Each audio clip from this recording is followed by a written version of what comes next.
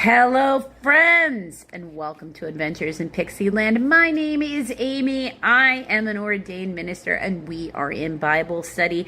We are in the Niv, and we are in the book of 2 Samuel, and we are in chapter 20. King David has unfortunately lost his third child, the one who was being, very treacherous. But the one who also got justice for his sister who was raped by his brother. So there's that. And has now come back over into Israel as the king. Contention between Judah and Israel squabbling. Mostly because they don't want to look like, they don't want the king to want to come in and kill them because they didn't invite him back in. I mean, that's really what it comes down to. So this chapter here is Sheba rebels against David. Sheba.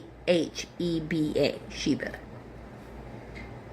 Now a troublemaker named Sheba, son of Bicri, Bicri, Bicri,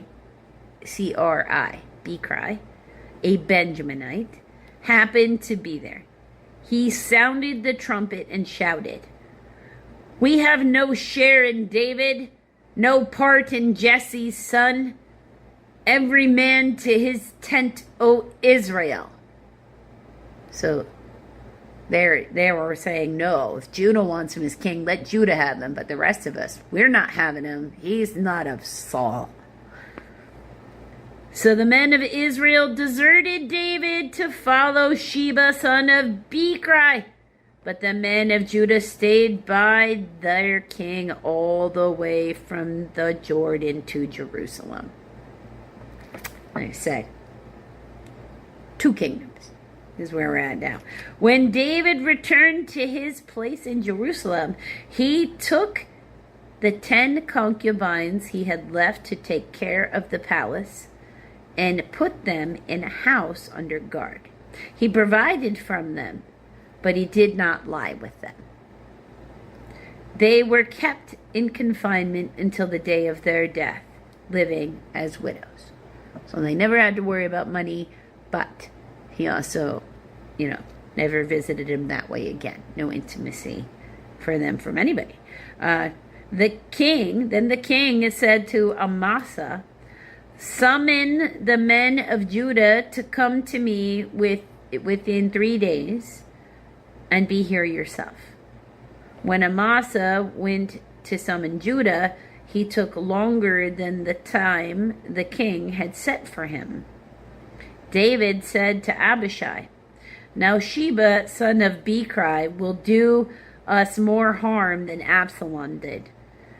Take your master's men and pursue him, or he will find fortified cities and escape from us." So Joab's men and the Keretherites, Kerethits, and the Pelites, Pelthites, I should say, Pelethhites, and all the mighty warriors went out under the command of Abishai. They marched out from Jerusalem to pursue Sheba, son of Bicri. When they were at the great rock of Gibeon, Amasa came to meet them. Joab was wearing his military tunic and was strapped over it at his waist was a belt with a dagger in its sheath. As he stepped forward, it dropped out of its sheath. Joab said to Amasa, "How are you, my brother?" Then Joab took Amasa by the beard with his right hand to kiss him. Amasa was not on his guard against the dagger in Joab's hand, and Joab plunged it into his belly, and his intestines spilled out on the ground. Without being stabbed again, Amasa died. Then Joab and his brother Abishai pursued Sheba, son of Bicri. Now that is not good. He did not have it. That is not a sanctioned hit. and that it's not going to lead to anything good. Because he's already felt like he could get lippy with David once, and now he's killing military commanders who were his replacement. So this spells military coup in the future. Okay? So one of Joab's men stood beside Amasa and said, "Whoever favors Joab and whoever is for David, let him follow Joab." Amasa lay wallowing in his blood in the middle of the road, and the man saw that all the troops came to halt there. When he realized that everyone who came up to Amasa stopped, he dragged him from the road into the field and threw a garment over him. After Amasa had been removed from the road, all the men went on with Joab to pursue Sheba, son of Birkai. Sheba passed through all the tribes of Israel to Abel Beth-maachah. M-A-A-C-A-H-A. That's A or Abel, even Beth-maachah. And through the entire region of the Berites, B-E-R-I-T-E-S, who gathered together and followed him. All the troops with Joab came and besieged Sheba and Abel Beth-maachah. They built a siege ramp up the city, and they stood against the outer fortification. While they were battering the wall to bring it down, a wise woman called from the city, "Listen, listen! Tell Joab to come here so I can speak to him." He went towards her, and she asked, "Are you Joab?" "I am," he answered. She said, "Listen to what your servant has to say." "I'm listening," she said. She continued, "Long ago they used to say, 'Get your answer at Abel,' and that settled it. We are peaceful and faithful to Israel. We are the peaceful and faithful in Israel. You are trying to destroy a city that is a mother in Israel. Why do you want to swallow up the Lord's inheritance?" "Far be it from me," Joab replied. "Far be it from me to swallow up or destroy. That is not the case. A man named Sheba, son of Birkai, from the hill country of Ephraim, has lifted up a hand against the king, against David. Hand over this one man, and I will withdraw from the city." The woman said to Joab, "His head will be thrown to you from the wall." Pretty definitive statement. Sounds like she's in charge of some stuff. Then the woman went to all the people with her wise advice, and they cut off the head of Sheba, son of Birkai, and threw it to Joab. So he sounded the trumpet, and his men dispersed from the city, each returning to his home. Then Joab went back to the king in Jerusalem. Joab was over Israel's entire army. Benaiah, B-E-N-A-I-A-H, son of Jehoiada, Jehoiada,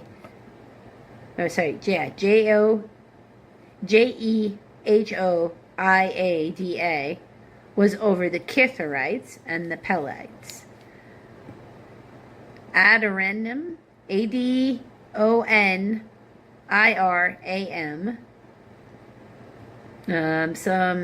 the Septuagint, 1 Kings 4:6 and 5:14. That's the Hebrew Adoram. Was in charge of forced labor. Jehoshaphat, son of Ahilud, Hailud, was recorder.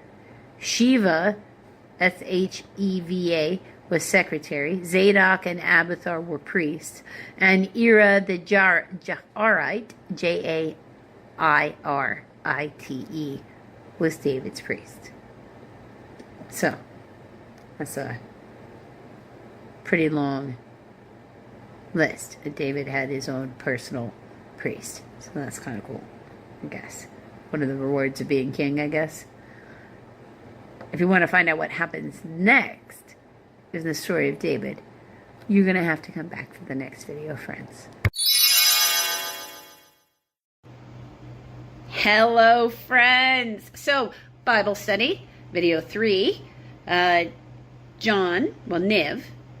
version, right? John chapter 17, and we are going to do verses 20 through 26. This would end chapter 17. So you know all chapter 17 today. This one's called Jesus Prays for All Believers. My prayer, let me give you I'm assuming you've watched the other two. So, backstory, because I have to start all of them with backstory in case you're only watching this one video. The Last Supper has happened. Judas has left to go betray Jesus. They're already out and about. The arrest is imminent, and Jesus, of course, knows this because he knows what's happening, even if the rest of them do not yet know, because they won't know till the soldiers come back with Judas that he's about to be arrested. Because remember, warrior king, not healer. They were looking for warrior king. My prayer is not for them alone. He's prayed for himself, and he's prayed for his disciples. I pray also for those who will believe in me through their message. So any of us. He prays for all of us. That all of them may be one. Father, just as you are in me and I am in you, may they also be in us, so that the world may believe that you have sent me. I have given them the glory that you gave me, i.e. they can, preach and they can heal and they can do things like he does. Okay? That they may be one, just as we are one. I in them and you in me. May they be brought to complete unity, to let the world know you sent me and have loved them even as you loved me. Protect them like you protect me, Father. Let them do what I can do.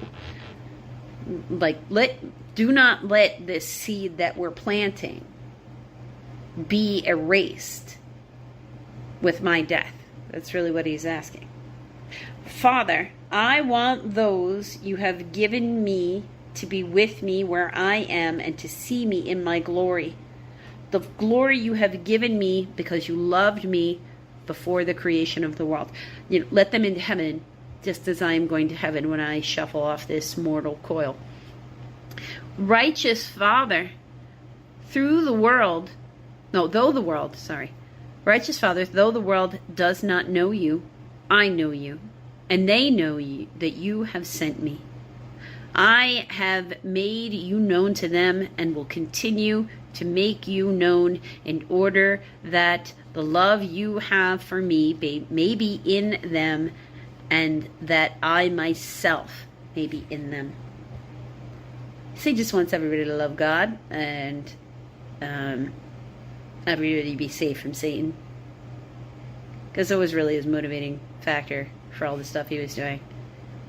Because in his head, he was kind of doing like a calculation. And I get it, because I haven't done it like on that level, like a martyr level. And of course, I'm here, right? So couldn't possibly have to do that. But have I calculated that before? Where it's like, wait, you're telling me that if you take a little, like this much more out in my taxes, we're going to do this for all these people?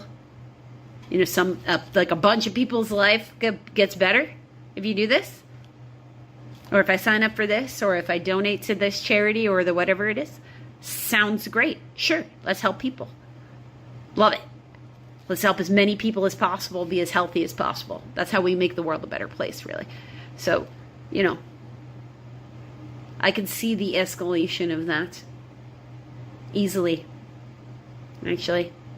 And I suspect that, if you were to talk to a whole bunches of, our first responders, which I feel is appropriate because this is the day after Memorial Day when we are, when I'm recording this and hopefully when you're watching this. So I would say Memorial Day is a fantastic example of a whole lot of people who decided that that measure was appropriate.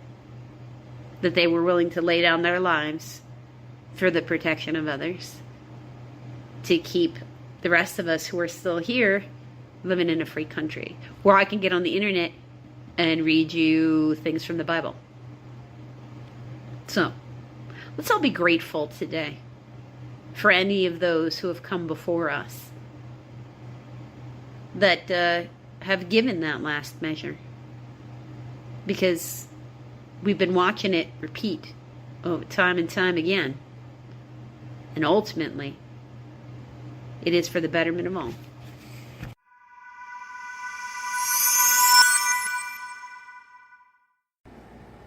Hello, friends!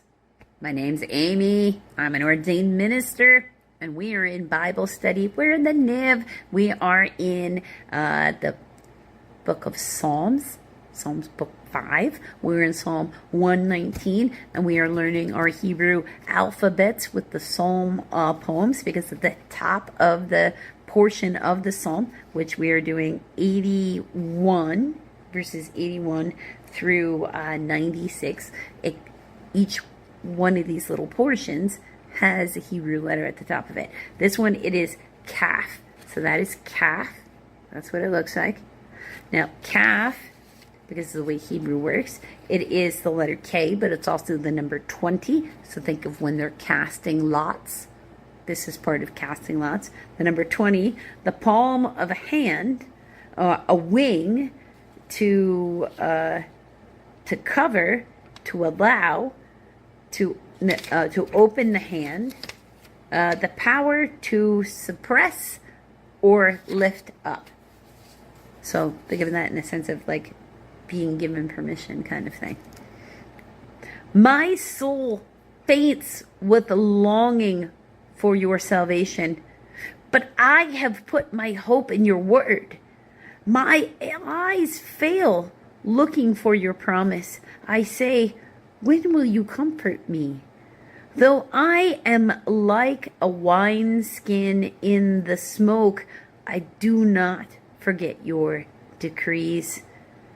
How long must your servant wait? When will you punish my persecutors?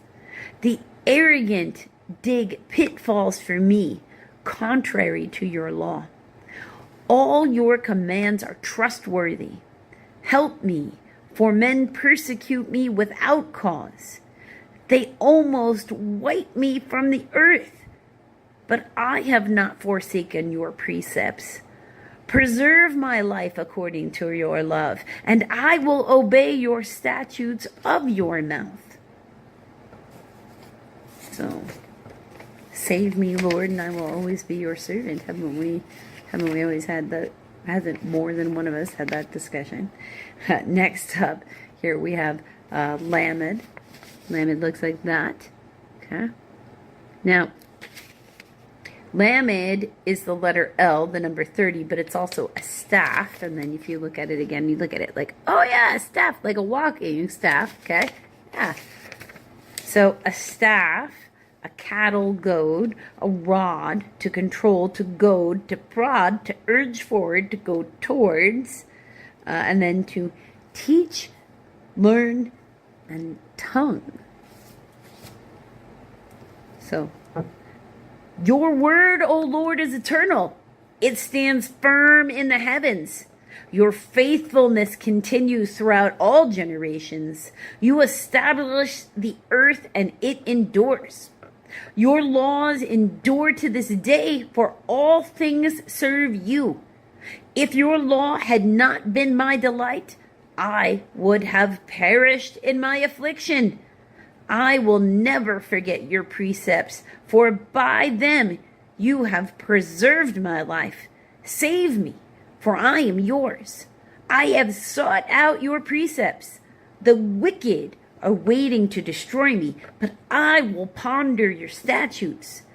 To my perfection, I see a limit, but your commands are boundless.